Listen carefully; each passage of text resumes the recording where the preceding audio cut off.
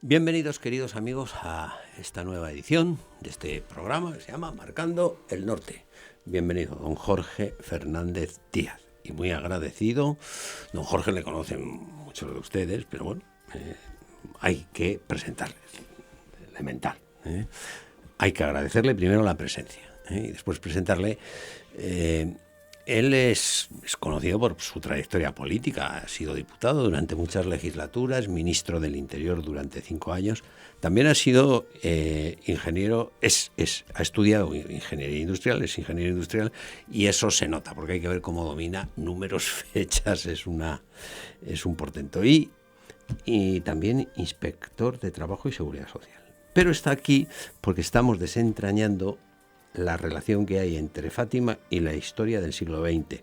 Él es autor del prólogo de este libro, Los pastorcitos de Fátima, escrito por Fernando Silva, un libro que hemos recomendado a lo largo de todos estos programas. Es extraordinario, el mejor, me atrevo a decirlo. Y que volvemos a recordar y que pone en nuestro equipo la página de la editorial para que ustedes entren ahí, lo consulten, lo pidan, se lo mandan a su casa, magníficamente. Pero nos quedaba al final 1982. Fátima y 1982. Y Juan Pablo II. Nada menos. Sí, habíamos quedado otro día. El Papa tiene el atentado, sufre el atentado del 13 de mayo de 1981, el Día de la Virgen de Fátima del 81. Ese atentado conocido por el terrorista Ali Akka. Atenta contra él. Él no entenderá. Ali Akka, es curioso saber luego los lobos no sé qué era este. Los lobos grises. Los lobos grises, sí. Una organización terrorista turca. Bueno, lo cierto es que él, es curioso porque él, que era un consumado terrorista y era un buen tirador, y él sabía, como él dijo después, que él había disparado a matar con una Browning de calibre 9 milímetros. O sea, es decir, era una bala que te mataba, vamos. Y que no entendía cómo él, que sabía de qué iba eso de matar, de atentar, cómo el Papa pues había podido sobrevivir. Y cuando le empezaron oyó hablar de Fátima y tal, pues él, pues en fin, quería que se interesó mucho. Cuando el Papa le visitó en la cárcel, en el año 83, que le visitó, por cierto, no le pidió perdón en ningún momento, se estuvo interesando por todo esto muchísimo. El Papa dijo desde el primer momento que le perdonaba, se lo reiteró ya en persona. ¿Y él al Papa no? Nunca pidió perdón. Esto lo recordó don Estanislao, no lo dijo el Papa, lo dijo don Estanislao, que nunca, ni cuando le visitó en la cárcel, le pidió perdón. Pero bueno, el Papa sí le perdonó. Le perdonó públicamente desde el primer momento. Perdono a mi hermano que ha intentado matarme, le perdono de todo corazón y que sepa, ¿no? O sea, que él... Y luego se lo repitió, que le fue a visitar a la prisión para consolarle, ¿no? Eso es increíble, vamos. Bueno, es el Papa, es Juan Pablo II, un santo extraordinario, además un santo de una devoción mariana muy grande, como sabemos, ¿no? Bueno, el caso es que este Ali Akka es interesante la evolución de su vida, porque él como... En fin, oyó hablar de Fátima, él planteó su defensa, sin duda, no los abogados suyos, sin duda, él no, pero bueno, pero a partir de ahí se interesó decir que él no podía ser acusado, porque dijo, si estaba profetizado en Fátima que iba a producirse el atentado, yo no era libre. Yo fui un instrumento cooperador necesario para ese atentado. Por tanto, yo no era libre. Si no ha escuchado lo de las dos cadenas. Sí, pero esta fue la línea de defensa, la línea argumental de su defensa. Agarrarse a la profecía. Claro. Y entonces él se interesó muchísimo, ¿qué es esto de Fátima y tal? Y se interesó mucho en la medida en que él, que no sabía de qué iba, pero eso de Fátima, claro, la hija del profeta y tal, pues eso le interesó, y sabiendo que él jugaba un determinado papel en esa profecía, es muy, en fin, es digno, pero eso es para otro día si procede, ¿no? Sí. Bueno, lo cierto es que en 1882 el Papa va el 13 de mayo a Fátima, por primera vez, renueva la consagración que había hecho Pío XII en 1942, que había hecho Pablo VI en 1967, la vuelve a efectuar en la Capeliña, en presencia de Sor Lucia, y le vuelve a repetir lo que le había dicho a los papas anteriores. Nada. A pesar de que en esta ocasión el Papa había puesto un especial empeño en que se acercara a lo que la Virgen había solicitado, en comunión con todos los obispos del mundo. y la fórmula de consagración que introdujo una variante que daba a entender que Dios, que lee los pensamientos, aunque no lo dijera de palabra, se estaba refiriendo a Rusia. Lo cierto es que, según dijo Sor Lucia, lo que se había hecho con la comunicación del secretario de Estado Agostino Casaroli en carta a todos los obispos del mundo el 20 de abril anterior al 13 de mayo del 82, no había sido pedir que, y así ciertamente fue, que estuvieran en comunión con él y que los que pudieran, pues esa fórmula de consagración en los términos que ellos consideraran oportunos, la hicieran en cada uno de sus diócesis. Eso no lo pedía, ciertamente. Les informaba y les pedía, pues, que le apoyaran con sus oraciones en comunión espiritual con el Papa para esa ceremonia que va a realizar. Bueno, claro, la Sor Lucia le dice que no es válida la consagración, y claro, ya el Papa entiende que él sigue considerando que las circunstancias, él es el obispo vestido de blanco, el atentado ha marcado un antes y un después, eso lo dirá él reiteradamente en su vida y en su pontificado, sí, sí. Y entiende que él, bueno, pues tiene que realizar esa consagración. Conviene una cosa recordar. En el año 79, en junio del 79, el Papa realiza su primer viaje a Polonia. Sí. Polonia será la grieta por la que se empezará a resquebrajar el telón de acero. Era esa la frontera. El término telón de acero lo acuñó Winston Churchill, cuando después de la conferencia de Potsdam, en 1945, agosto de 1945, pues Europa quedó dividida en dos bloques de facto, ¿no? Esos 8 países, Polonia, Checoslovaquia, Hungría, Bulgaria, Rumanía, Yugoslavia, etcétera, que eran países hasta ese momento soberanos y que quedan bajo la órbita de influencia soviética y tenían estaban sometidos a la doctrina Brezhnev, que era el secretario general del Partido Comunista de la Unión Soviética, que era el llamado soberanía limitada. Sí. Y a un ministro del ejército que te ponían los rusos ruso en Polonia. O sea, Bien, entonces él ha viajado en junio de 1979 a Polonia y ya empieza a agitar las. En ese viaje de Polonia es cuando se produce, pues, una recepción impresionante, desborda cualquier previsión del pueblo polaco en torno a un hijo de Polonia, Karol Wojtyła, que es el primer papa eslavo que viene del este y que se hace cargo de una nación tan católica y tan mariana como Polonia. Aquello socavó los cimientos del régimen comunista. El general Jaruzelski, junto con los jerarcas del Kremlin, pues habían hecho todo lo posible para impedir esa visita, pero al final el propio Jaruzelski, el jefe de Estado polaco, había entendido que Polonia, no podía, como quería el Kremlin, impedir esa visita. No lo podían hacer.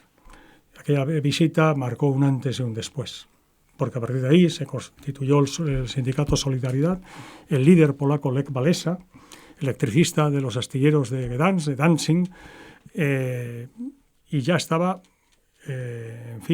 tuvieron que declarar en diciembre de ese año la ley marcial para que no entrara al Pacto de Varsovia, las tropas del Pacto de Varsovia en Polonia, a sojuzgar ese movimiento de libertad que estaban haciendo en Polonia. Lo habían hecho en el año 53 en la Alemania comunista. Lo hicieron en 56 en Hungría.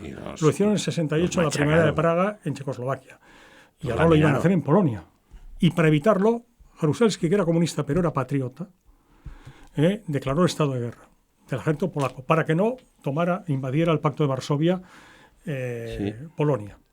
Bueno, por ahora la situación estaba así y el Papa, por tanto, tenía una información de primerísima mano de cuál era la situación en la Unión Soviética y los movimientos de tropas que iba haciendo el Pacto de Varsovia, porque, los servicios de la CIA, una vez elegido presidente de Estados Unidos Ronald Reagan, el 20 de enero de 1980 tomó posesión, pues Reagan, que había visto la visita del Papa en el año 79 a Polonia, entendió, sobre esto hay mucho escrito, entendió que sería la fuerza espiritual del Papa la quilla que demolería el telón de acero. Y bueno, lo cierto es que en marzo del 81 se produce el atentado contra Reagan, el 13 de mayo contra Juan Pablo II.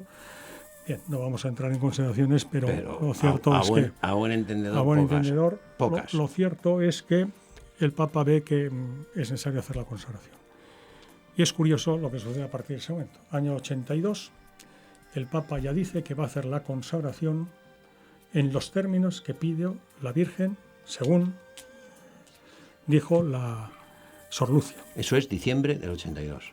No, año 82, todavía no llegó a diciembre. Pero lo hace público.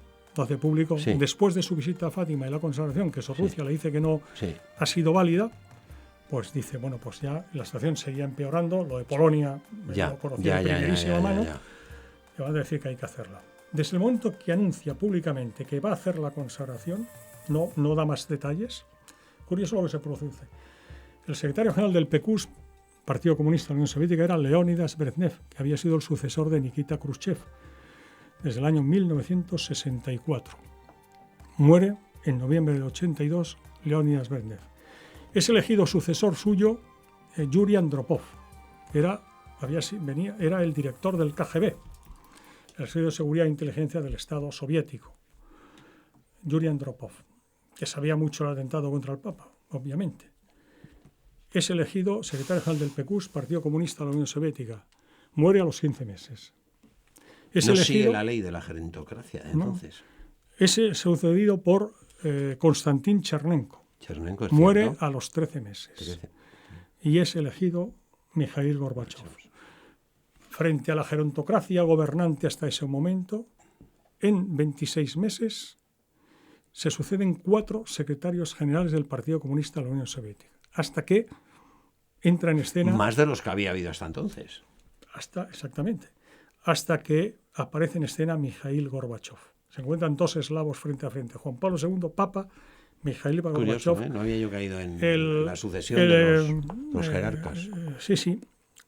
Y bueno, el Papa, el Día de la Inmaculada del año 83, a través del cardenal secretario de Estado Agostino Casaroli, ahora se dirige nuevamente a todos los obispos del mundo, pero en lugar de, como había dicho el 20 de abril del año anterior, no informando, sino pidiendo que todos los obispos del mundo que puedan se trasladen a Roma en la fecha en la que el Papa va a hacer la consagración.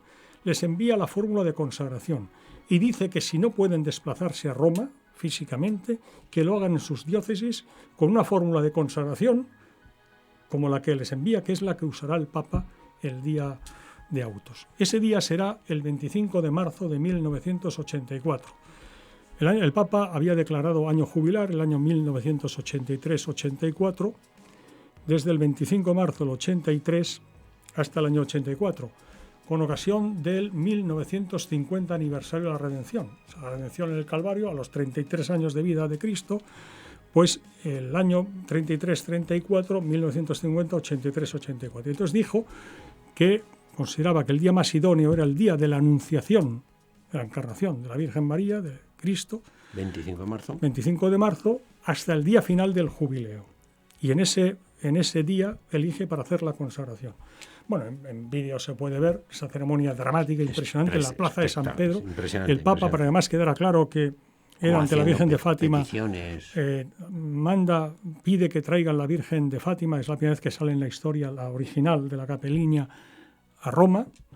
Y al acabar la misa de la Plaza de San Pedro de ese día, que era domingo, hace de rodillas ante ella, de manera dramática, la forma de consagración la utiliza, en la que, entre otras cosas, alude del holocausto nuclear, líbranos. Bueno, eso va pensando cada impetración, cada petición, hay que leerla, está en internet, se puede... Esa la hace solemnemente ante la Plaza de San Pedro, la plaza y la Vía Conciliazione absolutamente llena, una muchedumbre impresionante, hace la consagración. No cita explícitamente a Rusia, pero dice todos los pueblos y naciones a los que estás tú esperando ardientemente la consagración. Y guardó un momento de silencio, que todo el mundo entendió que interiormente estaba diciendo además Rusia, decíamos Rusia, Dios lee los pensamientos, y sabía perfectamente todo lo que había hecho el Papa para conseguir la consagración, y el Papa tuvo un especial interés después de esa fórmula de consagración de que se le preguntara a Sor Lucia si ahora sí que era válida, y efectivamente Sor Lucia contestó. Sin duda cabe pensar que de alguna manera supo, porque ella tenía muchas locuciones y revelaciones privadas de la Virgen en Coimbra y otros sitios, que en fin, que previsiblemente es una suposición muy fundada en los hechos, ¿no? Hombre, yo quiero pensar, don Jorge, que si se atreve a decirle a un papa que antes que no, 3 veces, a 3 papas. Dices, Pío hombre, XII, Pablo VI. hombre, algún apoyo más alto que el Papa tiene. Bueno, lo cierto es que es en esa ocasión, cuando ya el obispo de Leiria y el presidente de la Conferencia Episcopal portuguesa pues van a despedirse del Papa y se van a llevar de regreso a Fátima la imagen de la Virgen para la capeliña, que por cierto la recepción que le dio el Papa es impresionante, ¿eh? O sea, ahí la Guardia Suiza formando de honor, él quiso que estuviera en su capilla privada, la veló el Papa durante toda la noche, fue, bueno, en fin, es como si fuera de hecho dijo, la señora ha estado en mi casa, la señora llega a su casa, cuando la despedía en la Basílica de San Pedro, le pide permiso a la imagen de la Virgen de Fátima, le pide permiso a la Virgen para poder dar una bendición a toda la gente. Es decir, es una cosa conmovedora, ¿eh? Seguir el relato de esa visita de la imagen de la Virgen de Fátima a Roma con ocasión de ese evento es impresionante. Y es entonces cuando les entrega la bala al obispo le diría Fátima. ¿Y Rusia? ¿Qué pasa con Rusia? Bueno, entonces, con la Unión Soviética. Es una cosa curiosa. A partir de ese momento se desencadenan los acontecimientos. Es curioso que como digo, dije en un programa hace días, no hace tiempo ya, que el equilibrio del terror durante la Guerra Fría se basaba en la estrategia de disuasión nuclear, y se basaba en la llamada DMA, DMA, sí. Destrucción mutua asegurada, Destruction Mutual Assured en inglés, que consistía en decir, mira, no nos vamos a hacer daño, porque si nos hacemos daño vamos a acabar mal los dos. Es decir, si tú empiezas la guerra, a mí me vas a destruir, pero tú también. Entonces ese era el llamado equilibrio del terror, que era la estrategia de la disuasión nuclear, DMA. Reagan considera que que eso significa en la práctica, ahora que era evidente, mantener pues, a media Europa sojuzgada bajo el imperio soviético, ¿no? El imperio comunista, y que eso era inmoral, eso es Reagan, y que quiere acabar con esa estrategia. No para la guerra, sino para que haya una auténtica paz, no basada en el equilibrio del terror, sino una paz sin armas nucleares.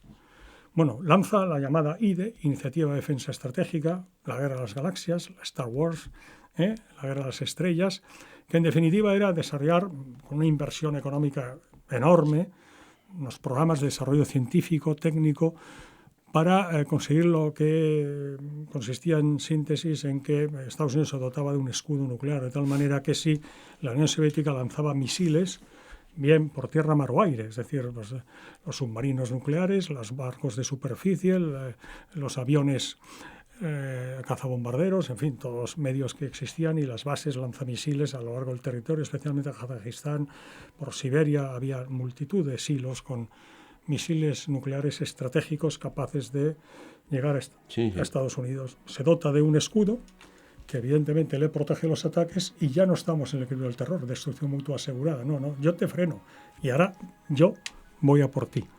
Por tanto, se rompe el equilibrio del terror, que solo lo puede reequilibrar nuevamente la Unión Soviética si pone en marcha un programa de... Otro escudo más grande. Un escudo, lo cual, no, un escudo análogo, pero que eso exigía un esfuerzo inversor extraordinario que la Unión Soviética no estaba en condiciones de llevar a cabo. Lo que hace que efectivamente el riesgo del holocausto nuclear se volviera más presente que nunca, porque el análisis del Kremlin, de los jerarcas de la época del Kremlin, era que eso equivalía a que la contienda mundial la iban a ganar los capitalistas y que lógicamente los comunistas la perdían, porque es cosa que era evidente. Sí, era evidente. Y dicen, oiga, mire usted, y había voces que, claro, que decían, oiga, si vamos a ser derrotados, vamos a intentarlo antes. Claro, para ser derrotados y desaparecer, morir matando, efectivamente. Morir matando. Todo el riesgo era enorme. Pero lo contrario, la otra alternativa, la de la DMA, destrucción mutua asegurada, la disuasión nuclear, significaba que los dos bloques consolidados tras la Segunda Guerra Mundial se mantenían indefinidamente.